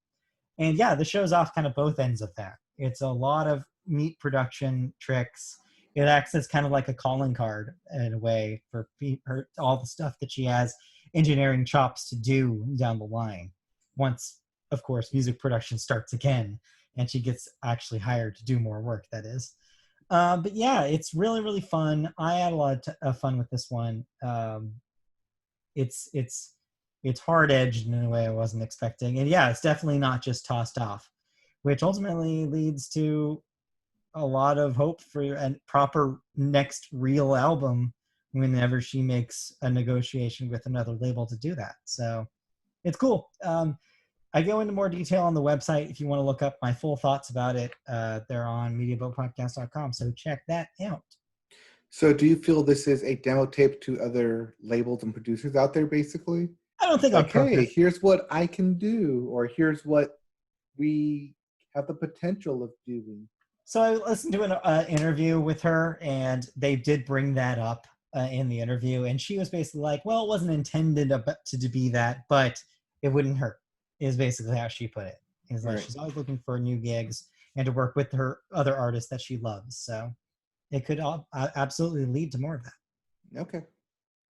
Now let's get to the meat and potatoes of probably this podcast. Yeah, well, or at least this episode. That much to talk about it. Yes, there was a big release this week. Yes.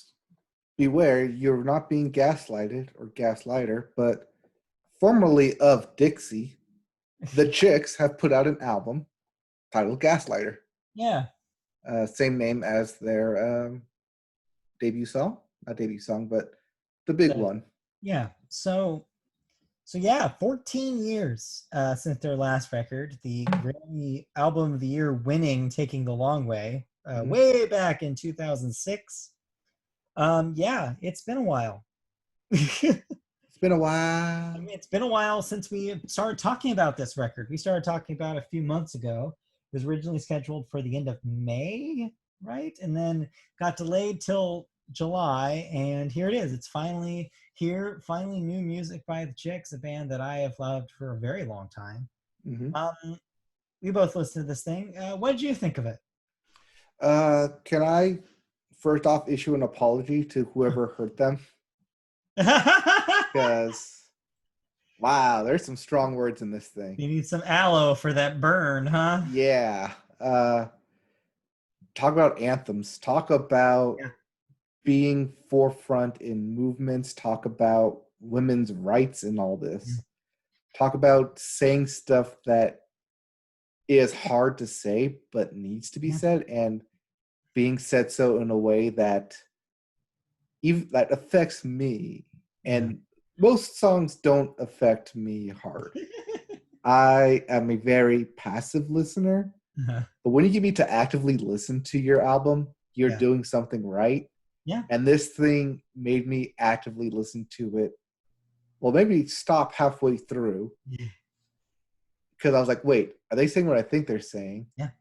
Rewind it and then listen to it again, front to back, not once, but twice. Yeah. And that's the thing. They've always been a band that's been very good about that. When you think back to the Chicks catalog, they've had countless songs that are very emotional based on a real experience that one of them had that would just like was full of like brutal heartbreak. And this one's even more personal, if you can believe it, as most of the stories here are about singer Natalie Maines' divorce. So she was married for almost 20 years, and they got divorced in 2017. It only finalized in 2019. And a lot of the very specific stories from this record come specifically from the experience that led to her divorce. And so, yeah, there's a real raw emotion coming from that experience that you can hear in a lot of the songs. It's really affecting. Yeah, and like I said, you put something on the website for this. Yes. Yeah, I have some more detailed thoughts on the website that kind of go into even like some song by song kind of breakdowns. But yeah, I definitely had a good time with this thing. I really enjoyed it.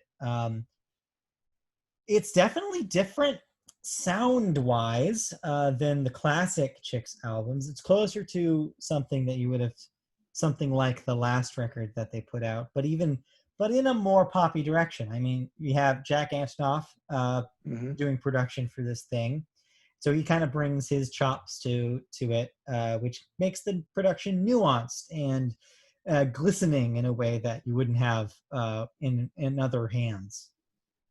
It's similar. It reminded a lot of the production tricks reminded me very specifically of his work on Taylor Swift's "Lover," a album which the Chicks appeared followed up on. So yeah, I think that it's definitely brought them into a really interesting place, and I think, and I say this in the written piece as well, that I think the best moments on this record are the ones that are the most experimental, are the most like getting out of that comfort zone of like their traditional kind of bluegrass inspired sound and bringing them into a poppy, like a pop world. Yeah, listening to this album, I had very similar reaction to when I listened to Golden Hour by Casey Musgraves. Yes. And that ended up winning Album of the Year. And I can, even though there's no one specific song that I can point to because they're all pretty good. Yeah. I can see this winning, like at least being nominated, just get up there and have the real shot at winning. It's a strong contender. I mean, it's definitely, the emotional content I think really dovetails well with the stuff they're trying out with the music. And there are some traditional ballads on here. It's not like there isn't. There's some stuff that would fit in with their earlier catalog as well. I mean, you can't really take them out of the genre. You can only kind of move them in a direction. And I think that that's really telling. That with a lot of the best moments in the record are when, like when I was saying earlier, it's like when they really combine the things that they're really good at with this kind of new version of their sound. So yeah, I think it's excellent. They're still one of the best bands in biz. I think they just keep proving it over and over again every time they make a comeback. And yeah, I think this is a strong effort. So definitely a go listen to it because you're gonna feel things. Definitely go listen to it for sure. I think it's strong. I did see some complaints about like if just to have like a little negative, like a little corner here. Seems like some people are saying that's maybe a little over long. I tend to agree. There's maybe a couple songs that maybe towards the back end don't necessarily need to be there, but maybe are there for more emotional heft. And I can see that. Then the other thing I did say is that there seems to be like maybe an undercurrent of like, oh, they could have made a little bit more of a political message in some of the more political leaning songs that maybe isn't quite there. But ultimately, that's not what this record is like, I genuinely, my read of that criticism is I don't necessarily think that this was meant to be a political album. Maybe one track really addresses that kind of thing. The rest of it does seem to be more of a personal story. And that's the lens I'm choosing to see this whole project through. And so through that lens, I'm able to say it's like, it's not a big deal if they don't have a big commentary to make. Like, they don't have to make a big commentary here. This is a personal story. No, it definitely feels like a personal story. Like every lyric in there does hit on some level. Yeah. So yeah, I think it's good. Yep. We'll probably see this one back at the end of the year somewhere. Maybe, perhaps. Yep. Let's head into wrapping this show up with video games. We start with new releases. We always do. Well, we had big releases last week, so here comes the rest. Yeah. With Roki for the Switch and PC, Crisis Remastered for the Switch, Carry On by Xbox, Switch, and PC, Destroy All Humans Remastered for the PlayStation, Xbox, and PC, Other Side for PlayStation, Xbox, PC, Pistol Whip for the PlayStation, Samurai Showdown Neo Geo Collection for the PlayStation, Xbox, and PC, and Skater XL for the PlayStation, Xbox, and PC. Just the biggest skater you've ever seen, just extra large.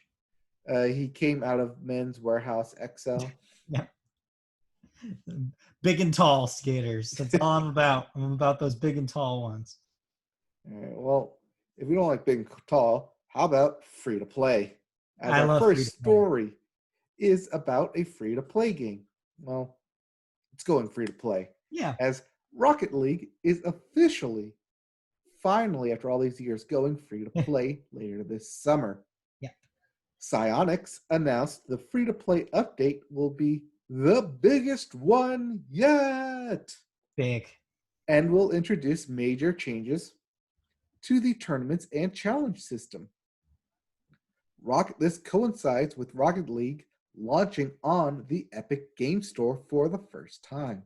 Yep. The Epic version will be identical to the versions on other platforms with cross-platform functionality. The cross-platform progression will also be added for your team's inventory, Rocket Pass progression, and your competitive rank by linking to an Epic Games account. While new players will no longer be able to download a copy of the game on Steam once it goes free to play, anyone who already owns a copy of Rocket League on any platform, including Steam, will have support for any future updates and features. Yeah. Now, I got Rocket League, I believe it was for free, through PlayStation Plus. Yeah. I guess now it's years ago. Yeah, years ago. What feels like years ago. Yeah, it's been a long road for Rocket League. It's been a very popular game in its current state. But yeah, I think ultimately it's a great choice for free to play. It's like a really good pick up and play experience with a lot of cosmetic things that you can buy on the side if you choose to. And I think that turning into a free-to-play thing is a really smart idea. Right. But it is unfortunate that it will be taken off Steam. I mean, yes, technically. But yeah, it's basically, am I misremembering, or did Epic buy Psyonix? And is this why this is all happening? I don't know if we covered it, but something like that happened. maybe Some sort of, it changed hands somehow. I remember somebody bought them. So yeah, regardless, that's probably what's happening here, is that they've just got a deal, and this made sense for them financially to do, and they don't necessarily need sales on Steam to really keep them afloat. Right, because microtransactions for everything now. Yeah. And plus, like, going with Epic, like, if that deal is true, that they have a tournament set up within in-house to push Rocket League across the esports commerce. It could be a big plan for them. So hey, it stands as a testament to how good of a game it is that it's existed so long and had so many different lives, and just like continues to be a juggernaut. Just like, it's such a good core design that, I know, and it wasn't even supposed to be called Rocket League.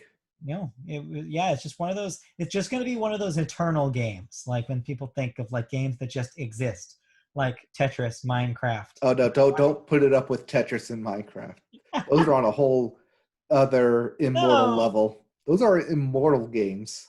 I don't know. It's looking that it could be, maybe. It could be one of those. We'll see. I mean, the concept is simple enough, so we'll see. Okay, Anyways, our final story of the night deals with Microsoft, as they previously expressed interest in bringing Xbox games and services to other platforms. Comments from Xbox boss Phil Spencer suggest that degree of crossover is now unlikely.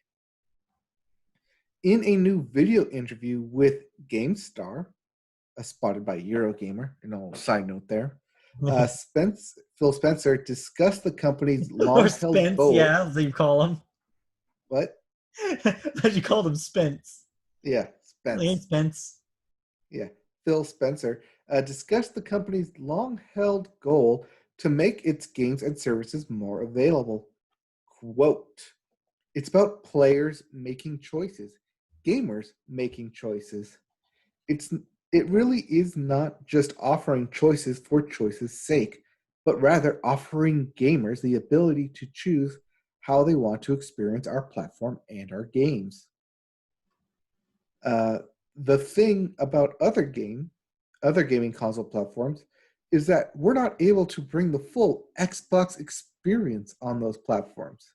And he continues on, quote, "In places where we have, like mobile phones, which we're doing now with xCloud coming to Xbox Game Pass Ultimate for no extra charge, plug, which we think is a great value to allow people to play on the go, and what we've done with PC in bringing our full Xbox experience there, because we know that when somebody's playing our Xbox games, there's an expectation that I've got my Xbox Live community, I have my achievements, Game Pass is an option, my first-party library is completely there. And the other competitive platforms aren't really that interested in having a full Xbox experience on their hardware." He wraps up the interview by stating, quote, "But for us, we want to be where gamers want to be, and that's the path we're on." So, yeah. Does this mean they're going to play nice with Sony because they are ramping up production on the PS5 and people are clamoring for it? So no, I think it's the opposite of that. I think what they're saying is that they tried playing nice with Sony and Nintendo, and Sony and Nintendo came back to them and was like, "We don't want your Xbox crap on our systems." No, because Microsoft probably showed up to them being like, "Hey," because remember there was that story a while back about some Microsoft game like that they had some sort of thing to deal with on Switch having a login to Xbox Live, and the conversation that kind of happened after that was, oh, there's rumors going around that Microsoft's been shopping around to the other platform holders being like, hey, do you want more of this?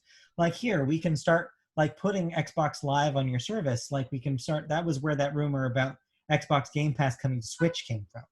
Mm-hmm. And this is them finally being like, hey, we tried, guys, but they basically gave us a big no as soon as we brought it up. They probably rolled up to Nintendo, was like, hey, if you're interested in this, we want the whole suite. We want everything. I think they want to Nintendo probably implement said, their own Microsoft GUI, their interface.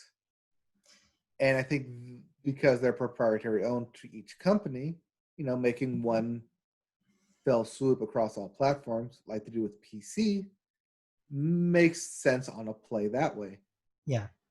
But only makes sense to Microsoft. Yeah. Nintendo probably saw that and was like, yeah, but you're telling us that you want this to be like your ecosystem. So all of a sudden, then somebody's using a Nintendo platform, playing a game that they did not purchase through the Nintendo eShop or through a retailer.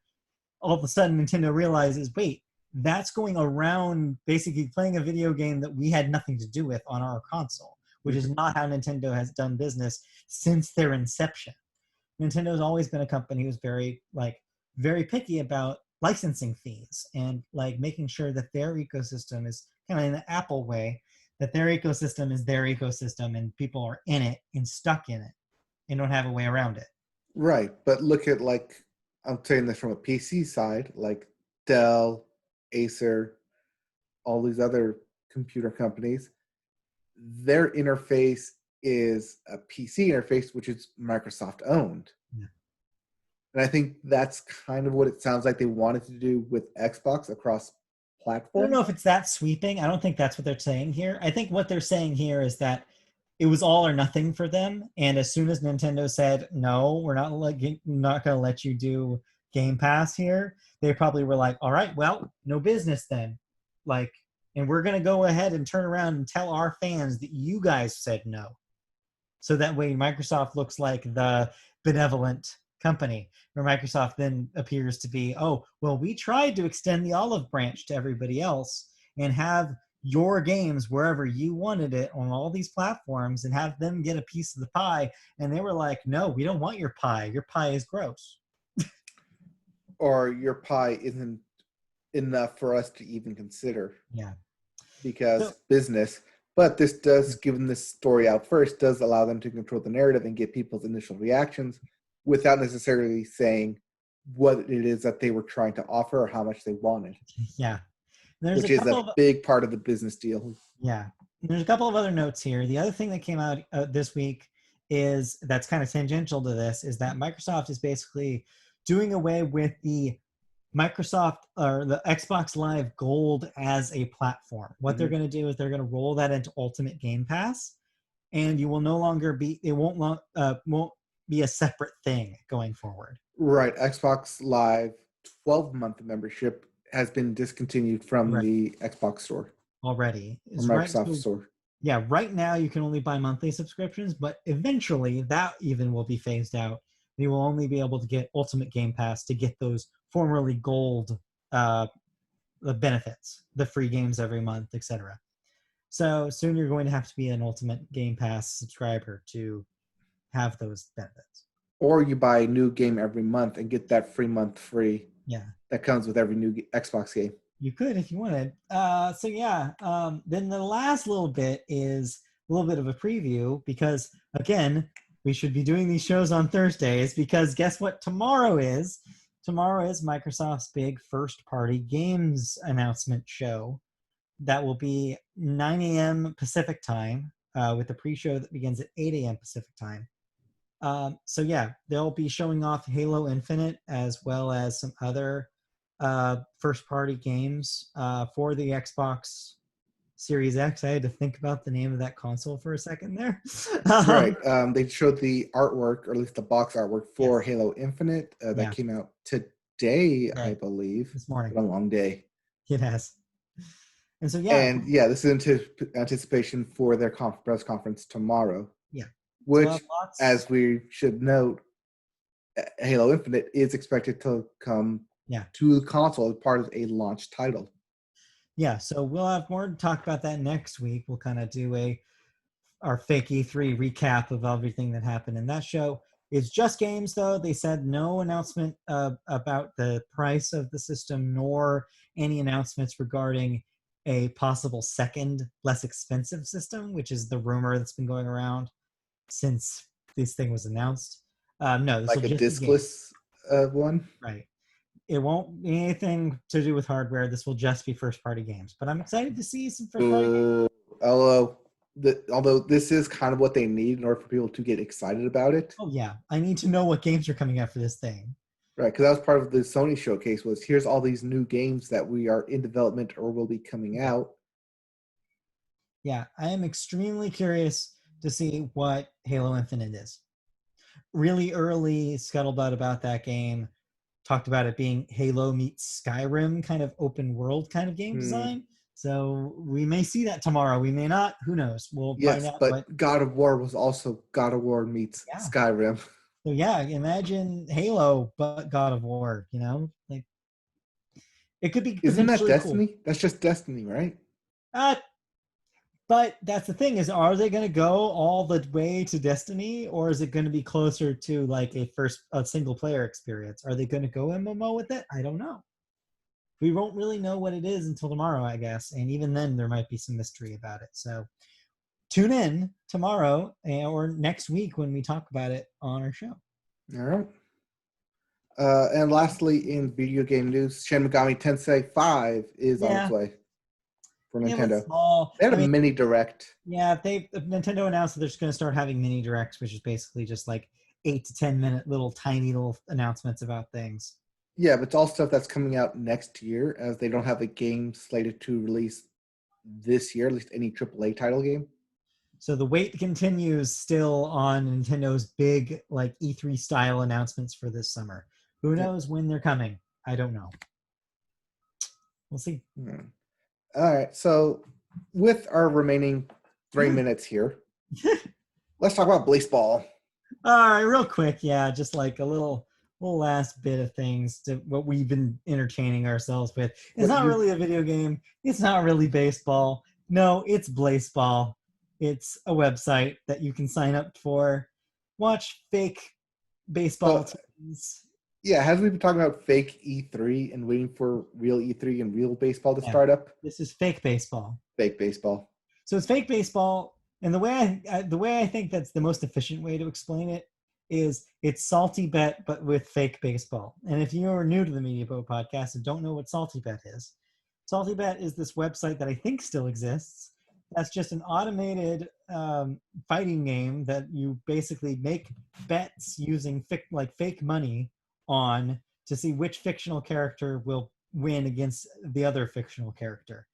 And you watch the fight happen, and then whoever wins, you get money or you lose money. And again, it's fake money, not real money. So imagine that concept, but with a bunch of fake baseball teams based in real cities. For example, our Los Angeles Tacos, the New York Millennials, the Chicago Firefighters, et cetera, et cetera.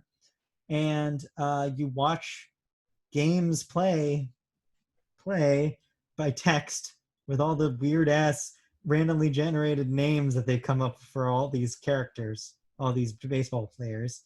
And if your team wins, if the team you've signed up for wins, you get 5 coins that you can use to bet.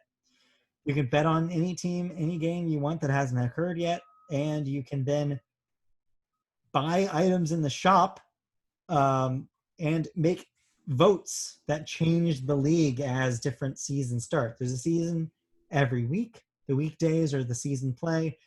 Postseason happens the weekend, and then the next week, it all starts again with a new season. Yep, games happen every hour, so if you missed 1 hour, hey, you can join in the next hour, or at least place your bets for the next hour to happen. Right, yeah. It's a weird-ass thing. It's fascinating. I think the names for the teams and the players are hilarious. And every day I see it, I'm finding a new one that's just like makes me laugh more than the first one. And yeah, the betting adds kind of like a little bit of a competitive thing, even though it's really not that competitive because it's all happening random. And yeah, there's like a meta game part to it with the voting that's really interesting. My favorite part of it is that there's something you can vote for called the Forbidden Book, where at the end of the season, a forbidden book will be opened. And it doesn't say what's in it, doesn't say what effect it'll have on Blaseball as a league. But man, I want to know what that forbidden book is going to do. I know, you and everyone else. I tried not to vote for the forbidden book because it said, don't vote for this. For the forbidden book, but I voted for the forbidden book. Yeah, no. I want to know. All right, and with that, that does it for us here at the Media Boat Podcast. So yeah, next week we'll be talking about all sorts of stuff. The Xbox stuff. We'll be talking about baseball. We'll be talking about, I don't know, more streaming stuff, more television, movie news. Yeah, my show won't premiere until the following Friday. My Umbrella Academy is on 31st. But hey, I'm sure I'll find something new that will drop. I'm sure. Well, we'll see all of that and more next week with another episode of the Media Boat Podcast. So thank you for joining us. Let's do the plugs. If you liked what you heard and want to see more, youtube.com, just search Media Boat Podcast. You'll find our YouTube page. This is where all our video versions of these podcasts go up and are posted, as well as the occasional live stream of video games that we play. So check that out. You can also listen to our podcast in podcast audio only form by looking at your podcast service and searching Media Boat Podcast in there. You can also find us on our website, mediaboatpodcast.com, where a lot of our thoughts are written down. So check that out. You can also see us on social media channels like Twitter, where our handle is @MediaBoatCast. Facebook, where we may or may not still have a page. I don't know. The link on the website doesn't work anymore. So it might not exist anymore. I don't know. And then if you want to email us questions, comments, anything you want to say to us or ask, mediaboatpodcast@gmail.com is where you can do that. All right. That'll do it. Thank you for joining us. We'll be back next week with another episode. Have a good week. Yep. This weekend is San Diego Comic-Con or Comic-Con at Home. So we'll have probably thoughts on that. And since that will wrap up on Monday, I might just keep a tab going of stuff that happened over the weekend and just post all that to the website. So stay tuned to the website for that. We'll see. MediaBoatPodcast.com. See you guys next week. Okay, bye. Bye.